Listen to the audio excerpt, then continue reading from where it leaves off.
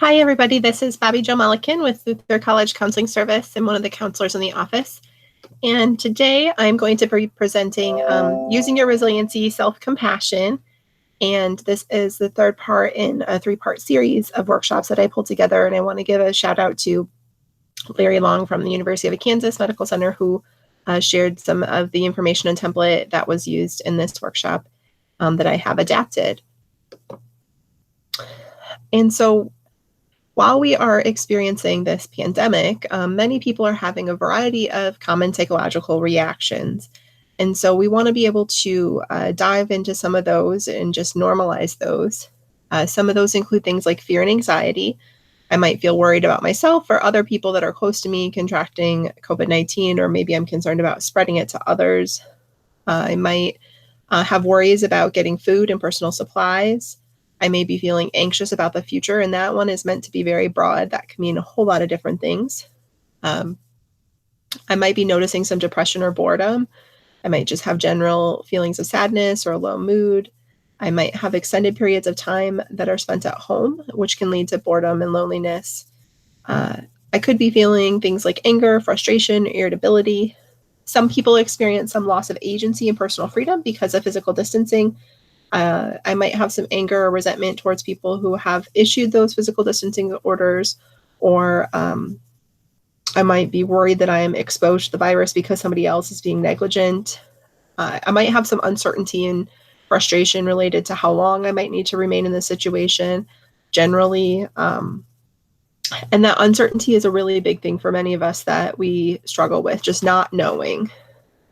And there's so many things right now that we just can't know.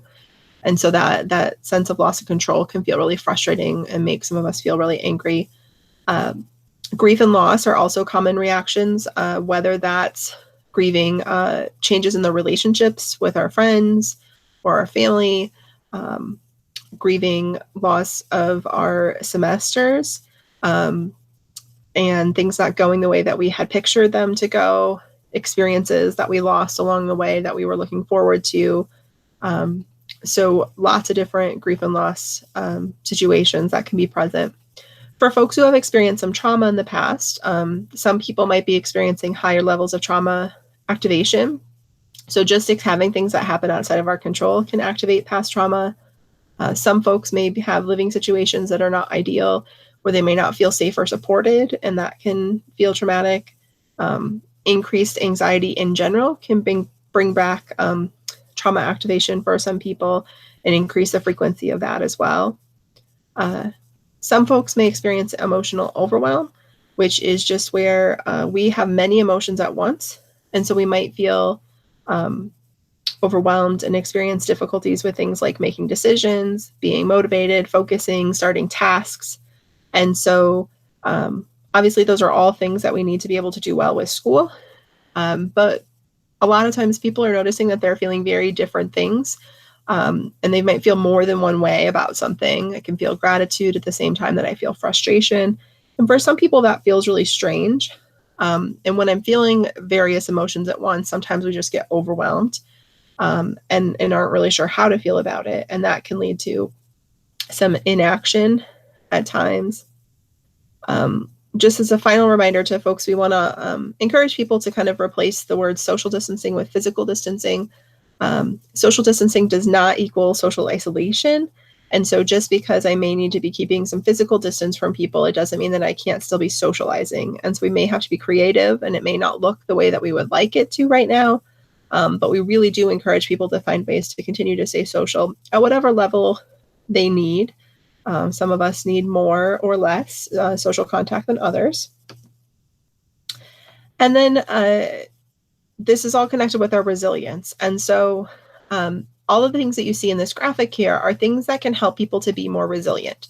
Resilience is not something that you either have or don't have. It is something that we all have the capacity to build. And so these are some of the kind of foundations that come into resiliency as a whole. And so being able to have some understanding of our own strengths and weaknesses, our self-esteem, being able to learn from mistakes. There are several things on here that I see that fit with our theme of this presentation, which is on self-compassion. And so we'll kind of dive into what self-compassion means. There are some very specific resources. I'm going to start with a kind of brief overview of what self-compassion is. It comes from primarily the work of Kristen Neff and others who have really developed kind of this theory. And self-compassion is not the same as self-esteem. So when I hear the word self-esteem, I think things like, wow, I'm a really great person and I'm wonderful. To me, that's kind of the like stereotypical definition of self-esteem that I think of. So thinking really highly of yourself and really believing in yourself. Self-compassion differs from that in that it's really about being able to have the same kind of compassion for yourself that you would have for another human or somebody that you care a lot about. Many of us are deeply caring individuals and we have compassion for others, yet how we talk to ourselves and speak and act towards ourselves isn't very loving and compassionate, even though we do have that capacity to do that with others. With this PowerPoint, you will see some links specifically to the COVID-19 situation and how to incorporate self-compassion. And there's also some kind of tests and meditations that are really great resources that are included in there as well. So first we have to look at just what is compassion before we look a little bit deeper at self-compassion. So to have compassion for others, we have to notice their suffering. Feeling moved by other suffering, it literally means suffering with them. We want to feel warmth and caring and a desire to help the suffering person. And then we want to offer understanding and kindness to others when they fail or make mistakes rather than judging them harshly. So when I feel compassion for another, it's not just pity. I don't feel bad for them. I recognize their suffering and that kind of shared human experience that comes with that. That's what compassion is about.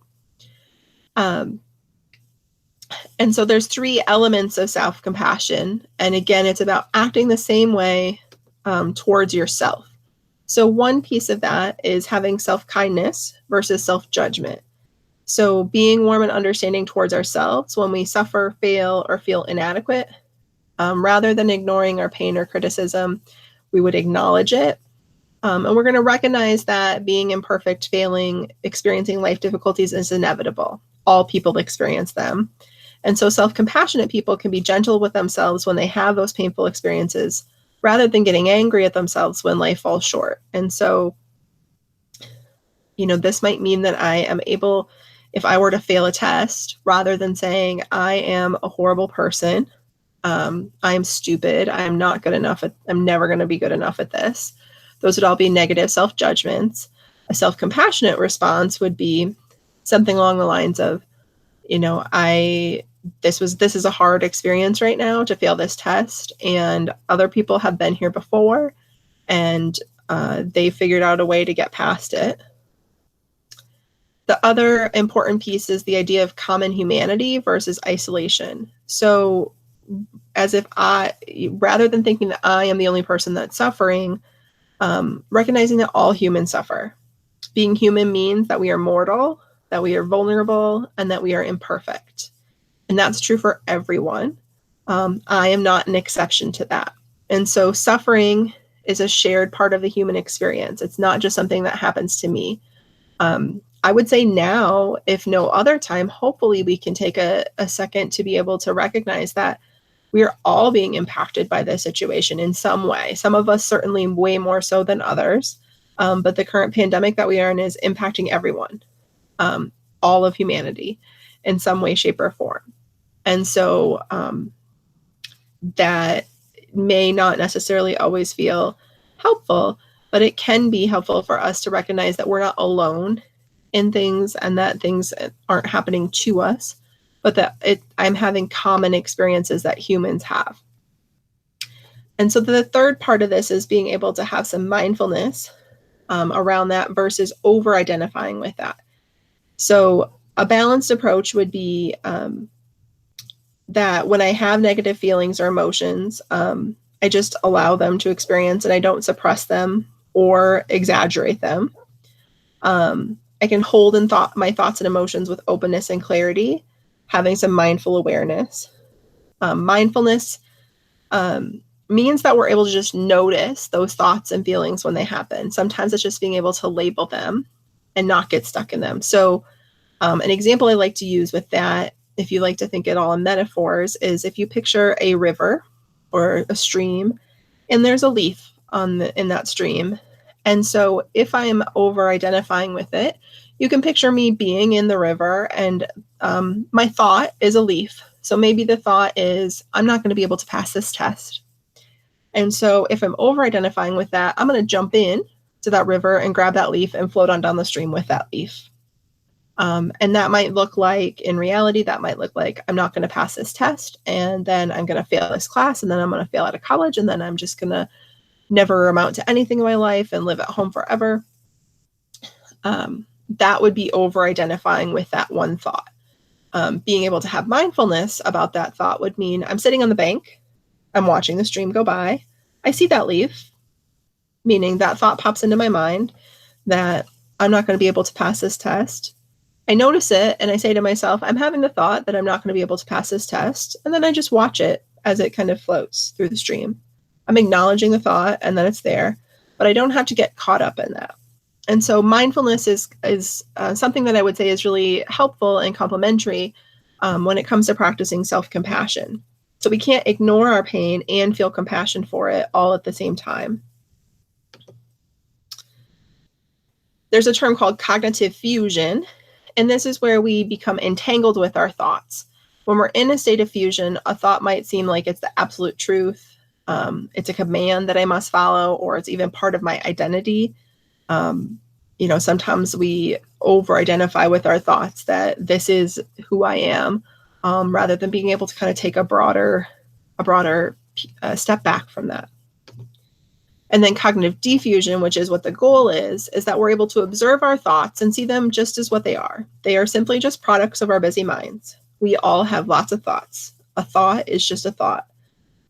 Just because I think it doesn't make it true. And so in defusion, I can recognize that. I can recognize that a thought isn't a threat to me. A thought isn't something that's necessarily happening in the real world. And a thought is also not part of my identity. So to use an extreme example, if I have the thought that let's say I'm feeling upset and I have the thought of punching somebody, does that make me a violent person just because I had that thought if I never act on that? And so that would be an example of how my thought is not part of my identity. I don't identify as a violent person. And just because I had that one thought that one time that I didn't act on, it was not a command that I had to obey. So just because I had the thought of punching somebody doesn't mean I have to do it. And so it doesn't mean that there's even any situation happening in this physical world right now related to that. I could be having this thought with somebody. I could picture punching somebody that I've never even met before. And so again, thoughts are just simply thoughts. And so being able to recognize that can be really helpful for us as we work towards some self-compassion. So to do that, labeling our experience for what it is. So I'm having the thought that I'm going to fail versus I am going to fail. Or I'm having the thought that I shouldn't have to ask for help versus saying to myself, I shouldn't have to ask for help. I'm having anxious thoughts versus I am anxious. I don't need to identify with that. And we can see just from these examples how those are going to feel. And if we play those out a little bit differently, if I say to myself, I am going to fail, that's going to start off certain feelings and emotions, and then probably behaviors, maybe panic.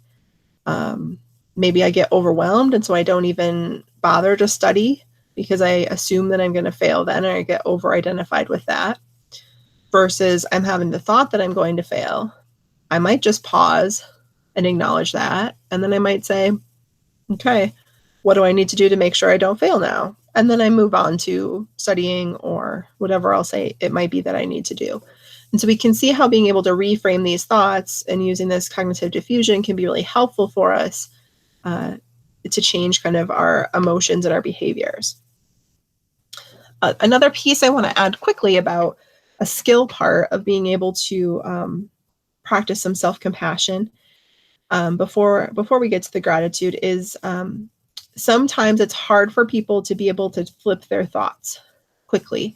And so one skill that can help with that is being able to imagine somebody that you really care about. and if they were in the same situation. So if I have a friend who's saying to me, I'm going to fail this test, I'm just not good enough. If I were having that thought, I can imagine a close friend of mine having that same thought and ask myself, what would I say to that close friend? So if my friend Jessica is standing in front of me and she's having that thought, what might I say to her? Chances are I'm not going to say, yeah, you probably are going to fail. You're really no good at anything. Most of us aren't going to say that about somebody we care about. And so I might say something like, Jessica, you've been working really hard in this class, and I think that you probably know more than you need to. I've seen you studying for multiple hours. I think that you're doing everything that you can prepare for this right now. Now that I've gotten pretty sound, decent feedback out, I can just pause and kind of accept that for myself. And so that's a way for us to kind of shortcut good advice and compassion for others and applying it to ourselves. And so for people who maybe have a hard time flipping things initially, that can be a helpful skill to kind of imagine that and call up that person that you really care about to your mind and to kind of pretend that you're saying it to them, and truly imagining that and pulling up that compassion and then just kind of pausing and then accepting whatever the response was for yourself. Another part of compassion can be practicing gratitude. There's a lot of research that shows that giving thanks can make us happier overall. And so some ways to practice gratitude can include things like writing thank you notes, just even thanking somebody mentally if you don't feel comfortable doing it, like actually following up with it in some way. Keeping a gratitude journal, whether that's writing it down. Some people will just write a couple of things per day in the corner of each day of their planner. There's lots of apps out there that can help you with that. If you're more creative, certainly there's ways to draw or pull in music or something like that. But trying to think of 3 to 5 things each day that you're grateful for is something that has been research-based to help improve people's mood and to feel more positively.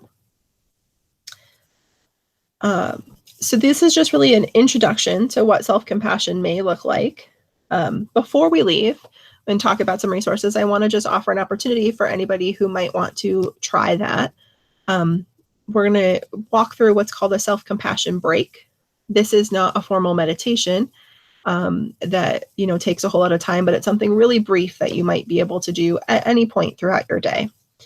And so what it includes then is if you notice some unpleasant feeling coming up for you, you can just name that and say, this is a moment of suffering.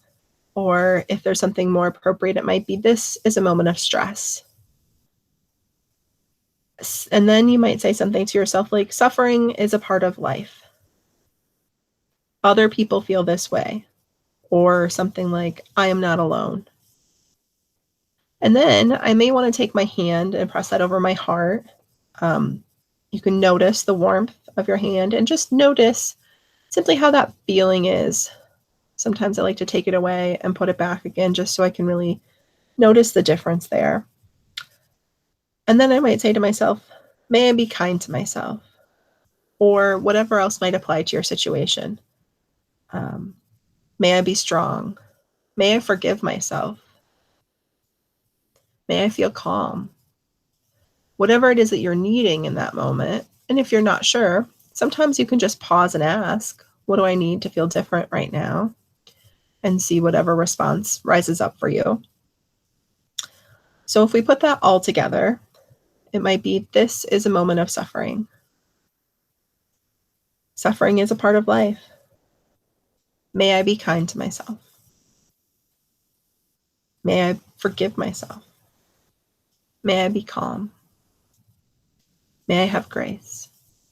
Whatever it is that I need, I can just kind of say that very briefly, and just notice if there's any difference in how you're feeling towards yourself after taking that self-compassion break to maybe how you were feeling towards yourself before. There's lots and lots of really great self-compassion meditations that exist out there. One was in this PowerPoint link that I had shared, but you can look those up. There's lots on YouTube as well. Tao is one resource that you can check out, Therapy Assistance Online. There's a mindfulness library within Tao So that might be something you may want to check out. All Luther students and employees have access to that for free. There are some specific resources about handling kind of the coronavirus and mental health in these current times. And for people who are looking for community providers for mental health, depending on what situation you may be in at this time. If you've checked with Luther and it's not an option for you to get support through us at this current time, then you can always email us and see if we can help you to provide, get with some assistance in locating a provider. Otherwise, checking with your insurance company to find a list of covered providers. For psychologists, the APA has a psychologist finder. Psychology Today has a list of therapists that are available, and APA has a list of psychiatrists. Psychiatrists have the ability to diagnose as well as provide medications for mental health conditions, and some do some pieces of therapy as well. And so different providers can help to meet different needs, but these are just some resources with that. So I encourage everybody to take a couple moments today to take a self-compassion break and to just be thoughtful about what self-compassion means for you, what that could look like if you started to pull that into your life at all, and just maybe think about one way that you want to try to pull some self-compassion into your life in a daily basis for right now. Thank you, and I hope that everybody is as well as they can be right now.